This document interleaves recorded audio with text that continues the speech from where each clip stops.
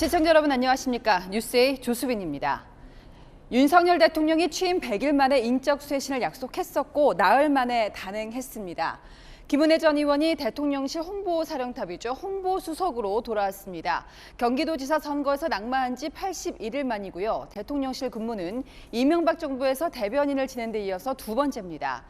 정책기획수석을 신설한 것도 눈에 띕니다. 여기에는 이관섭 한국무역협회 부회장이 발탁됐습니다. 홍보와 정책, 두 분야를 딱 찝은 배경이 있는지 집중적으로 분석하겠습니다. 먼저 홍지은 기자가 오늘 3시에 있었던 대통령실 브리핑을 보여드리겠습니다.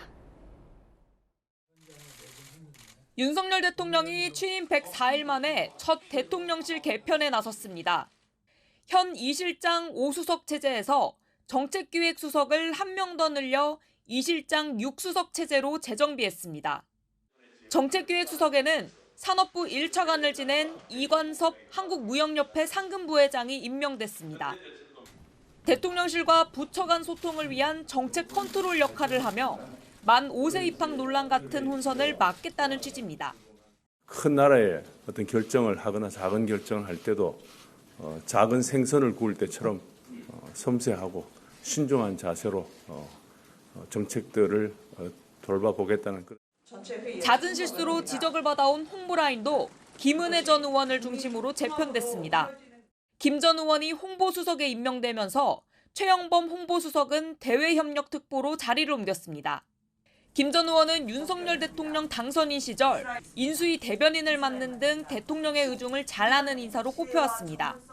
보다 낮은 자세로 국민 여러분의 기대와 바람을 가감없이 전달하고 윤석열 대통령의 국정 철학을 제대로 잘 전하는 가교 역할을 열심히 하겠습니다. 신인호 전 2차장 사태로 공석인 국가안보실 2차장에는 임종득 전 국방비서관이 내정됐습니다. 김대기 비서실장은 이번 인사는 문책성이 아니다면서 비서실을 효율적으로 만드는 인사라고 강조했습니다. 대통령실은 추가 조직 진단을 통해 기획관리실장, 총무수석 신설 등 비서실장 업무 분장도 검토 중입니다. 채널A 뉴스 홍지은입니다. 이런 가운데 대통령 경호처가 문재인 전 대통령 사저가 있는 평산마을 시위 문제를 해결하겠다고 나섰습니다. 원래는 이 사저까지만 보호하는 경호구역을 사저 주변 300m까지 넓혀서 과격 시위를 적극적으로 막겠다는 건데요. 대통령 집무실 앞에서도 시위가 허가되는 판이라며 손을 놨던 2달 전 윤 대통령 발언을 떠올려 보면 꽤나 온도차가 있는 결정입니다. 이 소식은 손인혜 기자가 보도하겠습니다. 문재인 전 대통령의 사저가 있는 경남 양산의 평산마을. 태극기와 성조기를 손에 든 보수 성향 단체 참가자들과 1인 방송 제작자들이 도로를 에워쌌습니다. 집회할 때 저런 집회하면 집회 방해법으로 고소한대. 지난 5월 문 전 대통령이 귀향한 후 조용하던 마을엔 확성기 소음과 욕설이 이어졌고 집회 시위 현장에 모의권총과 커터칼까지 등장했습니다. 결국 대통령 경호처는 경호구역을 확장하기로 했습니다. 기존 경호구역은 사저 울타리까지였으나 오늘 밤 자정 이후로는 최장 300m까지로 넓어집니다. 현재 시위가 집중되는 지역이 확장된 경호구역 안에 포함되는 겁니다. 경호구역 내에서 검문 검색과 출입 통제, 교통 통제 같은 안전 조치도 강화됩니다. 경호구역이 확장됐다고 집회 시위가 금지되는 건 아니지만 과격 집회는 누그러들 것으로 보입니다. 경호처 관계자는 위협이 될 수 있는 상황을 판단해 조치를 취할 것이라고 말했습니다. 경찰 관계자도 집회 시위를 할 순 있으나 제약을 받을 것이라며 결국 판단은 집회 시위의 성격마다 다를 것이라고 설명했습니다. 앞서 윤석열 대통령의 발언은 사저 인근 집회를 용인하는 태도로 비춰 야권 인사의 반발을 사기도 했습니다. 글쎄 대통령 집무실도 시위가 허가되는 판이니까 다 법에 따라서 되지 않겠습니까? 하지만 지난 19일 국회의장단 만찬에서 김진표 의장의 건의를 받고 경호 강화 검토를 지시한 것으로 전해졌습니다. 민주당은 늦었지만 합당한 조치라며 환영의 뜻을 밝혔습니다. 채널A 뉴스 손인혜입니다. 더불어민주당은 어제 전북 지역에 이어서 오늘 광주 전남에서 지역 순회 경선을 이어갔습니다. 조금 전에 결과가 나왔는데요. 역시나 이변은 없었습니다. 바로 현장으로 가겠습니다. 네, 한수아 기자, 구체적으로 결과를 좀 전해주시죠. 네, 이재명 더불어민주당 후보는 어제 전북에 이어 오늘 광주 전남 지역에서도 독주를 이어갔습니다. 조금 전 투표 결과가 나왔는데요. 광주와 전남 모두 해서 이 후보는 각각 78.58%, 79.02%로 압도적 지지를 받았습니다. 박용진 후보는 각각 21.42%, 20.98%를 기록했습니다. 지금까지 누적 투표율은 이 후보 78.35%, 박 후보 21.65%입니다. 5명을 뽑는 최고위원 선거에서는 정청래, 고민정, 서영교, 장경태, 박찬대 순으로 높은 득표율을 보였습니다. 자, 그런데 어제 전북이고요. 오늘은 전남인데 권리당원 투표율이 예상보다 굉장히 낮았다고 들었습니다. 이거는 어떻게 봐야 될까요? 네, 광주, 전남은 이번 전당대회에서 온라인 투표 참여율이 각각 18.18%, 16.76%에 그쳤습니다. 제주도를 제외하면 전국 광역시 중에서 가장 낮은 수준에 속하는 건데요. 이재명 대세론에 민주당에 대한 실망 등으로 참여가 저조했다는 분석도 나옵니다. 앞서 합동연설회에서는 두 후보가 이재명당 우려를 두고 치열하게 붙기도 했습니다. 결코 사적 이익이나 특정 계파를 위해서 권한을 남용하지 않을 것입니다. 한쪽 계파가 대표도 최고위원도 다 먹고 당원 강령도 마음대로 뒤집는 일, 그래서 꼭 먹고 알 먹고 국물까지 싹 다 독식한다는 그런 비판을 들으면 민주당은 오는 토요일 마지막 경선 지역인 서울 경기 지역 순회 경선을 거쳐 오는 28일 대의원 투표와 국민 여론조사 결과 등을 합산해 당대표를 최종 선출하게 됩니다. 지금까지 광주에서 채널A 뉴스 한수아입니다.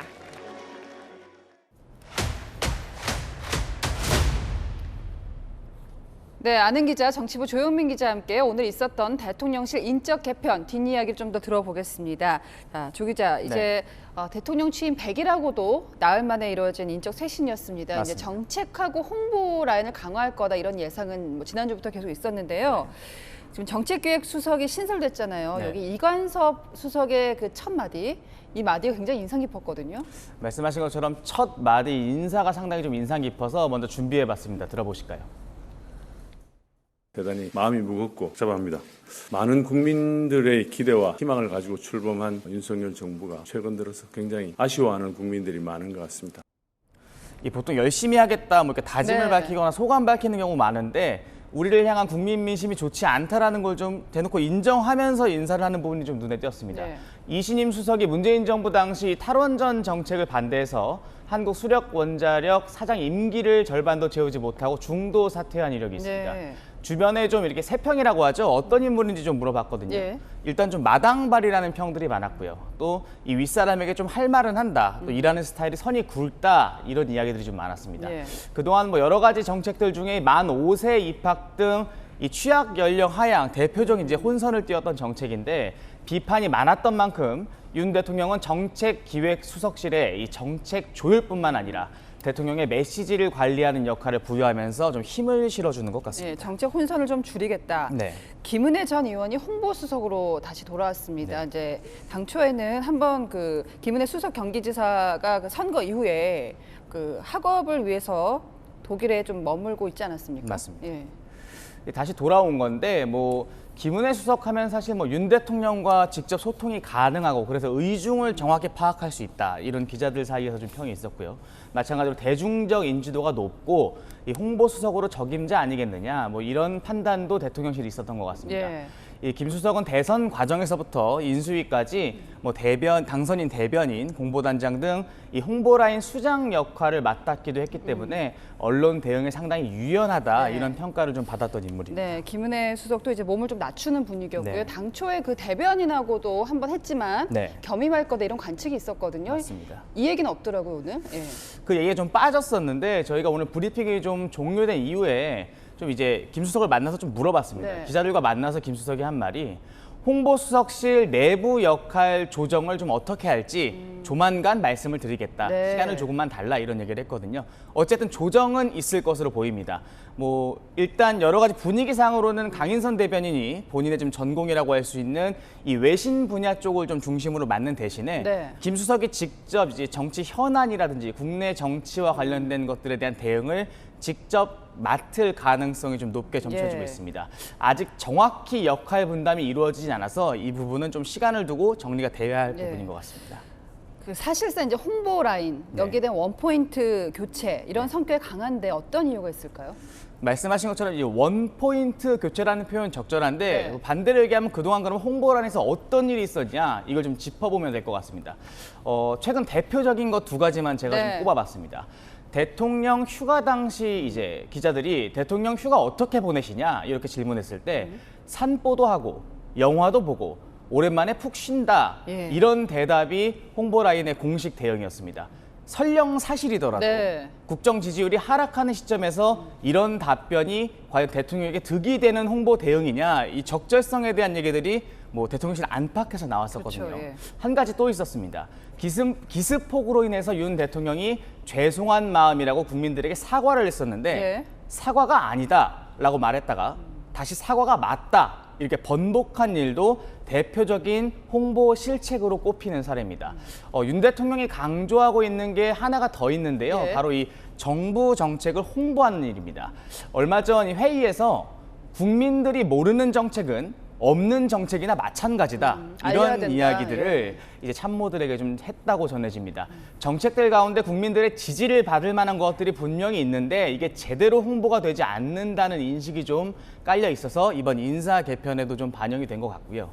민주당은 정책 홍보 라인만 교체된 것을 두고는 민심이 아닌 윤심 인사, 네. 국민소통 외치더니 불통 인사로 국민을 우롱했다 이런 평가를 좀 내놨습니다. 일단 홍보와 정책의 변화를 꾀한 거고요. 여야 두 정당 상황을 좀 살펴보겠습니다. 국민의힘도 이제 전당대회를 언제 열 거다 이런 개최 시기를 언급하면서 좀 정상화를 빠르게 하겠다 속도화 얘기가 나왔는데요. 아무래도 대통령실이 좀 정상화 속도를 밟는 만큼 당도 보조를 좀 맞추는 분위기입니다. 주호영 국민의힘 비상대책위원장이 이제 한 언론 인터뷰에서 12월쯤 전당대회를 시작하면 내년 1월 말이나 2월 새 지도부가 뽑힐 거다 이렇게 네. 얘기를 했는데 이준석 전 대표 징계가 좀 변수입니다. 내년 1월 초에 좀 끝날 걸로 보이는 만큼 12월에 후보자 등록이 마무리될 경우 예. 이 전 대표는 이제 출마할 수 없게 되는 상황이 발생합니다. 이것도 연말에 좀 변수가 될 것 네. 같군요. 민주당을 좀 살펴보겠습니다. 앞서 저희가 봤지만 이재명 대세론이 굳어지는 분위기입니다. 네. 그런데 이게 오히려 내부에서는 민주당의 위기가 될 수 있다 이런 말이 나오고 있거든요. 맞습니다. 내부에서부터 짚어지는 위기 이유가 뭐냐면 이 이재명 민주당 의원 같은 경우 70%가 넘는 득표를 보이면서 역대 최대 득표를 받을 걸로 보이긴 합니다. 네. 다만 이 투표율 때문에 이런 얘기가 나오는데 직접 목소리 좀 들어보시죠. 호남과 당원 동지들은 오늘의 민주당을 불신임하고 있는 것이 아닐까. 참으로 충격적이고 무서운 숫자입니다. 당원이 당을 냉소하고 전당대회를 외면하는 현실, 저 윤영찬 부끄럽습니다. 두렵습니다. 특히 민주당의 가장 기반이라고 하면 오늘 끝났던 이 호남 지역을 좀 들 수 있는데 호남 지역 득표율 역시 제주도를 제외하고는 가장 낮은 수준이다 보니까 이재명 당에 대한 반감 때문이다. 이런 비판도 나오는 상황입니다. 네, 지금까지 조영민 기자였습니다.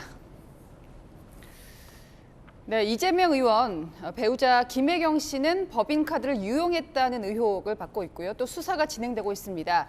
그런데 공소시효가 얼마 안 남았습니다. 시간이 촉박한 만큼 이르면 이번 주에도 경찰이 소환할 수 있다. 이런 관측이 나옵니다. 신선미 기자입니다. 경찰이 김혜경 씨에게 출석을 요구한 건 지난 9일입니다. 의혹의 중심에 서 있는 전 총무과 5급 직원 배모 씨와 공익신고자 A 씨 조사를 마친 만큼 사실상 김 씨만 남았습니다. 출석 요구 이후 열흘 넘게 지났지만 여전히 일정을 조율 중입니다. 공직선거법 위반 사건의 공소시효는 선거일로부터 6개월, 만료 시점인 다음 달 9일까진 채 20일도 남지 않았습니다. 사건을 넘겨받은 검찰이 검토할 시간을 고려하면 시간은 더욱 촉박합니다. 경찰은 공소시효에 지장 없이 마무리하겠다는 입장입니다. 아직 소환도 안 됐는데 그 안에 조사를 다 하고 처분이 가능하다고 생각하십니까? 그렇게 하겠다고 지금 보고를 받았습니다. 아직 김혜경 씨 측이 변호사를 선임했는지 여부는 확인되지 않고 있습니다. 다만 이재명 의원 측이 수사에 적극 협조하겠다고 밝힌 만큼 이번 주 소환 조사가 이루어질 가능성이 크다는 관측이 나옵니다. 경찰은 김 씨를 상대로 측근 배 씨와의 연결고리를 확인하는 데 주력할 것으로 보입니다. 실제 김 씨의 지시로 법인카드를 사적으로 유용했는지 여부를 입증하는 게 관건이 될 것으로 보입니다. 채널A 뉴스 신선미입니다.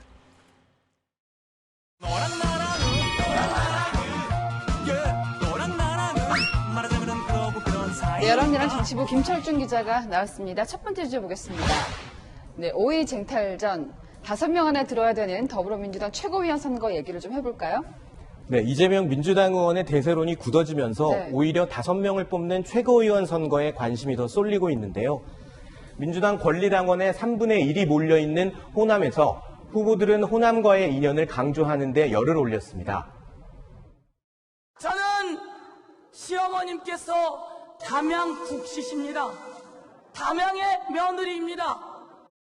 제 집사람은 이곳 전라남도 강진에서 역시 10남매 중에 10번째 막내로 순천고 다닐 때 집이 망해서 반지하 살고 알바생으로 학비 벌었습니다. 네, 지역 연고가 있다는 걸 굉장히 강조하고 있는 모습인데 유독 그 1위가 아니고 5위 쟁탈전이 치열하다고요. 네, 최고위원 후보 8명 가운데 고민정 후보를 빼면 당선권 5명 중 4명이 친명 후보입니다. 네. 어제까지 누적 득표율 기준을 보면 5위는 공교롭게도 이재명 의원의 측근이자 러닝메이트인 박찬대 후보인데요. 박찬대 후보는 오늘 이 의원과 함께 토론회장에 들어가는 모습을 강조하며 지지를 호소하기도 했습니다.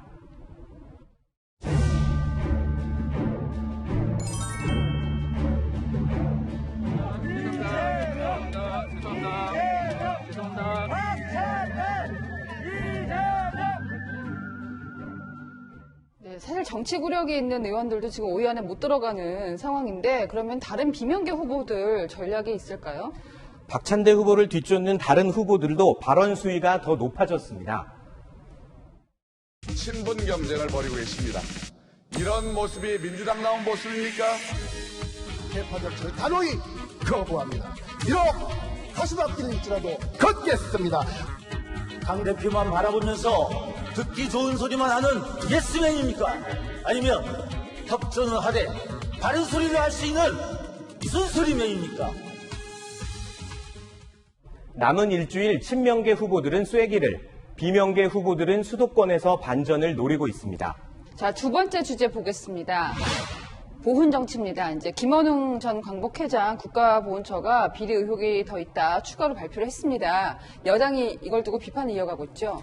네, 올 2월이죠. 김원웅 전 광복회장이 횡령 의혹으로 자진 사퇴했는데요. 보훈처는 그제 가발 관리나 목욕탕비를 법인카드로 쓰는 등 8억 원의 횡령 혐의로 김 전 회장 등을 추가로 고발했습니다. 국민의힘은 김원웅 전 회장을 향해 입으로는 광복을 외치며 손으로는 착복했다고 비판을 쏟아냈습니다. 네, 지출 내역이 세세하게 공개가 되는 상황인데요. 지금 김원웅 전 회장은 그렇다 치고 국민의힘이 문 전 대통령이나 민주당의 이재명 의원까지 겨냥하고 있지 않습니까? 네, 국민의힘 김기현 의원은 문재인 전 대통령과 그리고 이재명 의원을 공범으로 지목했습니다. 당시 대선 후보였던 이 의원이 광복회를 찾아가 김 전 회장을 치켜 세운 걸 지적한 겁니다. 저도 마음의 광복회원입니다. 존경하는 김원웅 회장님께서 후손들의 모임, 광복회를 잘 이끌어주고 계신 것 같습니다. 자, 박민식 보훈처장 국민의힘 출신인데 저희 스튜디오에서 나와서 얘기를 했지만 비판에 동참을 했어요. 네, 박민식 보훈처장도 전 정권을 겨냥했습니다. 박 처장은 광복회의 불법이 과거 정부에서 드러났는데도 제대로 수사하지 않았다고 지적한 건데요. 여권이 보훈처의 추가 고발을 앞세워 문재인 정부와 민주당에 대한 책임론을 꺼내들었다는 분석입니다. 자, 그런데 보훈 정치라고 이제 이름을 붙일 수밖에 없는 게 문재인 정부에서도 비슷한 일이 입장을 바꿔서 있지 않았습니까? 네, 문재인 정부 첫 해인 지난 2017년에도 보훈처장에 대한 수사 의뢰가 있었습니다. 당시 보훈처는 박승춘 전 처장을 직무유기 혐의로 검찰에 수사 의뢰했지만 이듬해 10월에 무혐의 처분이 났습니다. 정권이 바뀌면서 5년 만에 같은 상황이 반복된 건데요. 잘못한 것이 있다면 당연히 바로잡아야 하겠지만 나라를 위해 희생한 분들의 구국 정신까지 빛이 발해서는 안 될 것입니다. 네, 의혹이 혐의가 되고 또 사실로 될지는 좀 더 지켜봐야겠습니다. 지금까지 어랑야랑이었습니다.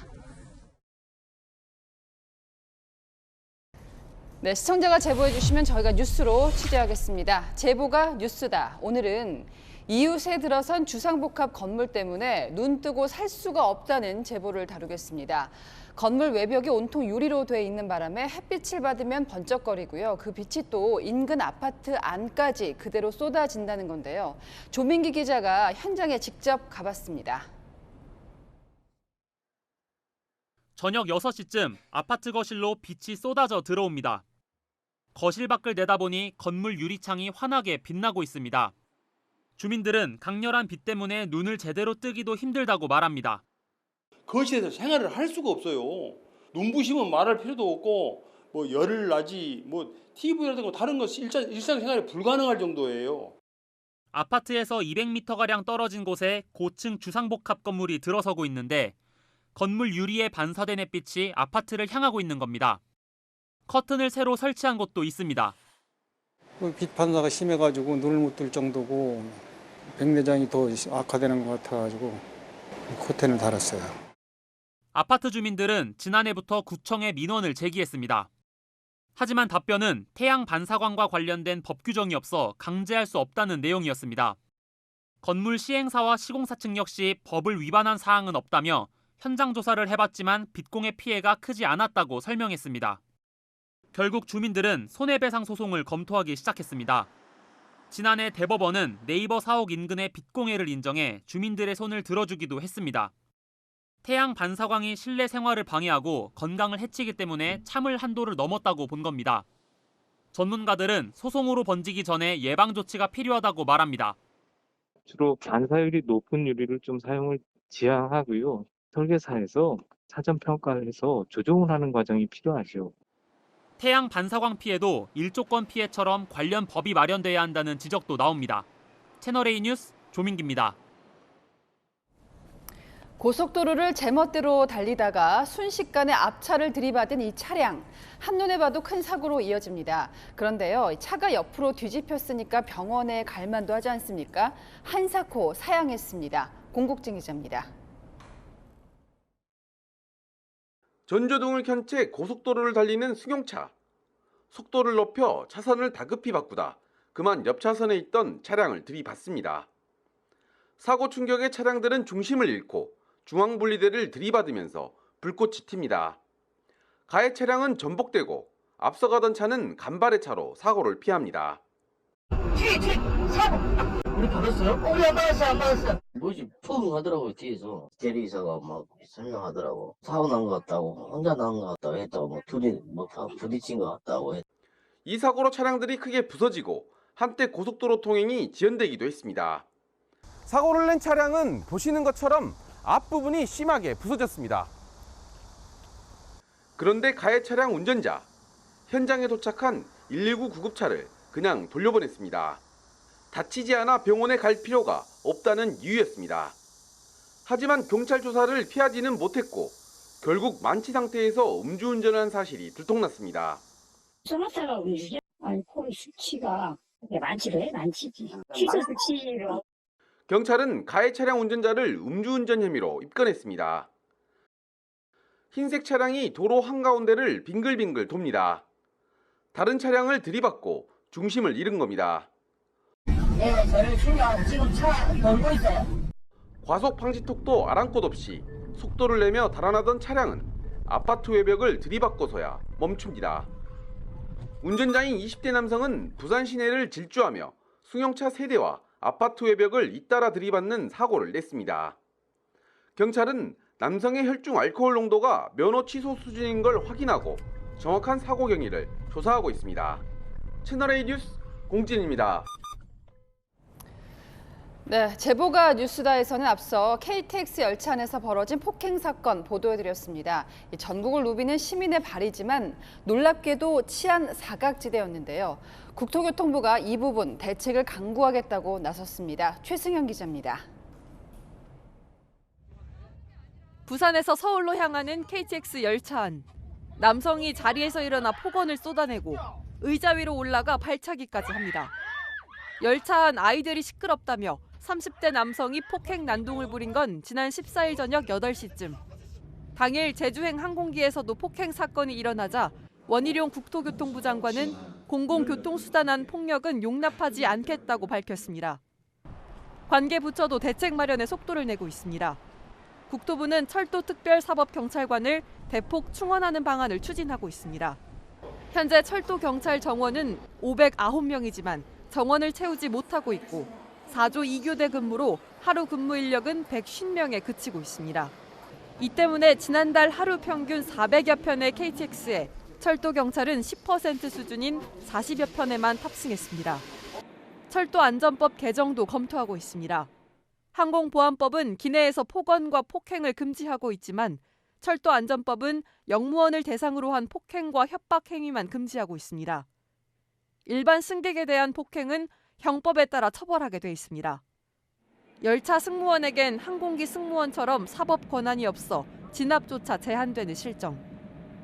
국토부는 열차 승무원에게도 사법 권한을 부여할 수 있을지 관계기관과 협의해 나갈 예정입니다. 채널A 뉴스 최승현입니다. 오늘도 무더웠고요. 내일도 덥습니다. 이럴 때 도망갈 곳은 물밖에 없죠. 도심 속에 흐르는 작은 천도 고마울 지경인데 백승호 기자가 물 속과 물 바깥의 온도를 재봤더니 차이가 생각보다 꽤 났습니다. 다리미 그늘을 찾아 담소를 나누고 흐르는 물에 발을 담그며 무더위를 식힙니다. 일부는 물속에 들어가려다 제지당하기도 합니다.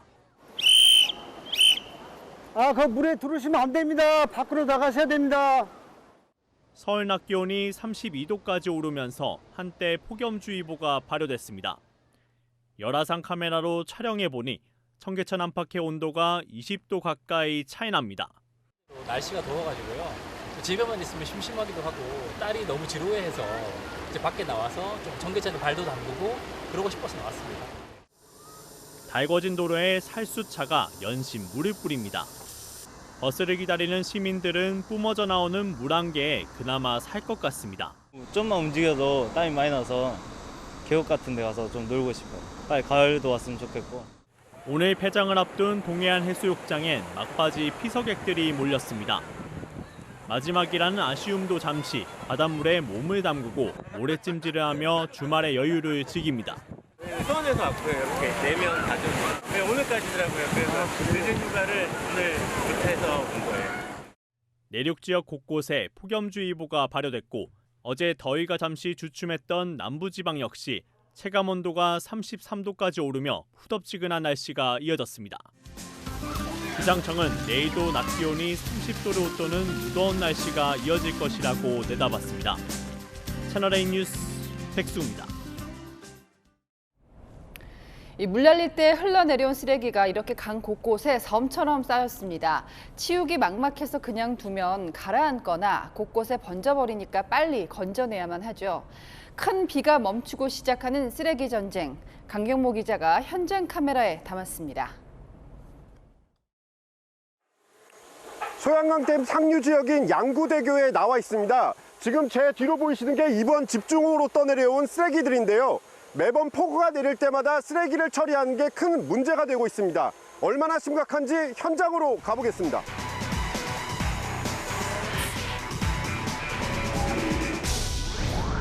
다리 아래 거대한 쓰레기 섬이 생겼습니다. 페트병과 폐목재, 스티로폼 등 온갖 잡동사니들이 가득합니다. 소양강댐 상류에 쓸려 내려온 쓰레기는 2,000톤이 넘습니다. 중장비를 동원해 수거하고 있지만 치워도 끝이 보이질 않습니다.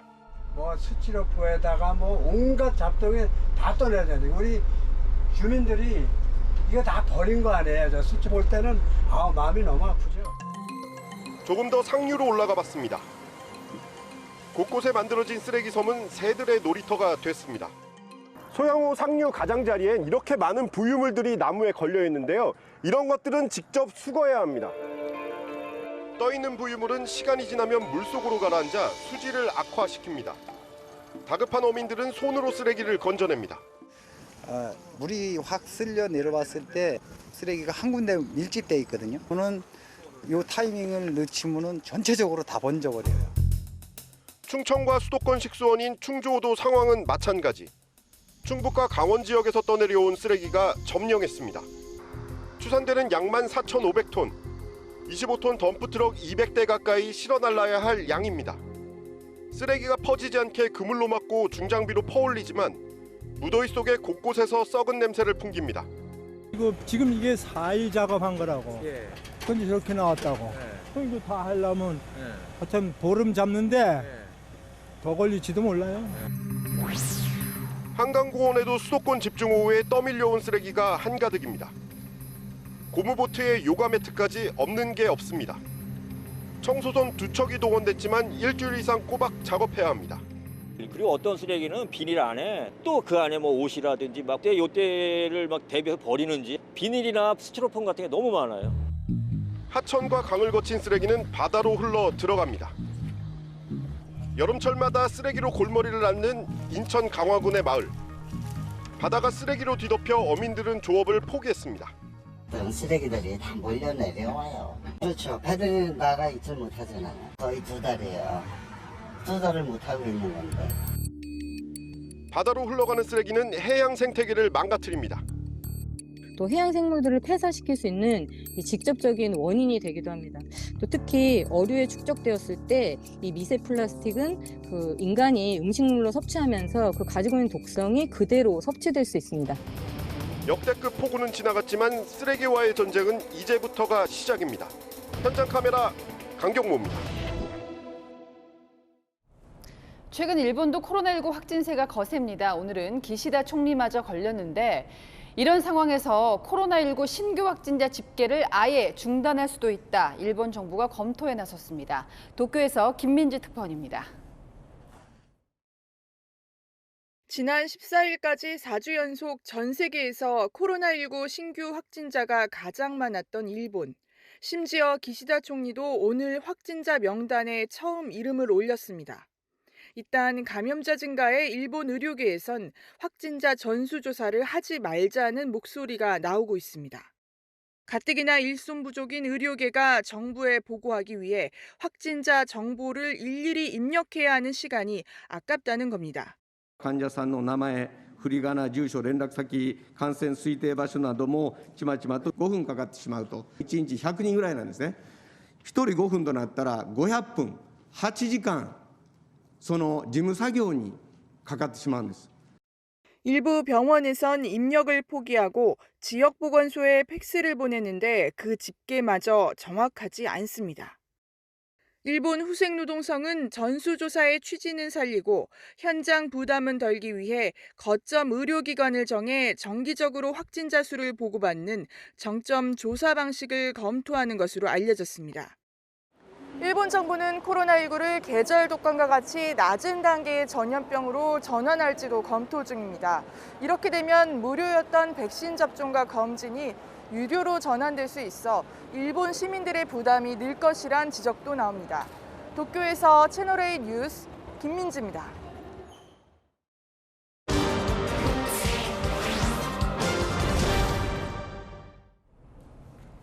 기업들이 앞다퉈 중국에 진출하던 시절도 있었는데 이제는 거꾸로 탈중국을 외치고 있습니다. 이유는 뭔지 세계를 보다 곽정아 기자가 흔들리는 중국 경제를 심층 취재했습니다. 중국에서 40개가 넘는 애플 생산단지를 보유하고 있는 아이폰 위탁 생산업체 폭스콘. So that it fits into the iPhone in the right orientation. 그런데 최근 폭스콘이 애플의 노트북과 스마트워치 등 주요 제품의 생산 기지를 중국에서 베트남으로 이전하는 것으로 알려졌습니다. 이미 태블릿 PC와 블루투스 이어폰의 생산 공장을 이전한 데 이어 다른 제품까지 잇따라 옮기는 겁니다. 최근 코로나19로 인한 지역 봉쇄, 폭염으로 인한 전력난 문제 등으로 공장 가동에 차질을 빚으면서 탈중국을 서두르는 겁니다. 스웨덴 가구업체 이케아도 지난달 중국 상하이 양푸의 한 매장을 폐쇄하는 등 올해 들어 2개 점포의 영업을 종료했습니다. 미국의 전자상거래 기업 아마존과 스포츠 기업 나이키 등은 중국 내 온라인 서비스를 중단했습니다. 외신들은 중국의 제로 코로나 정책으로 내수 시장이 얼어붙자 글로벌 기업들의 성장세가 뚝 끊겼다고 지적합니다. The second and more immediate cause is what you've just referred to. Zero COVID lockdowns and of course the prospect of a further repeat of that, at least in partial form in Shanghai now.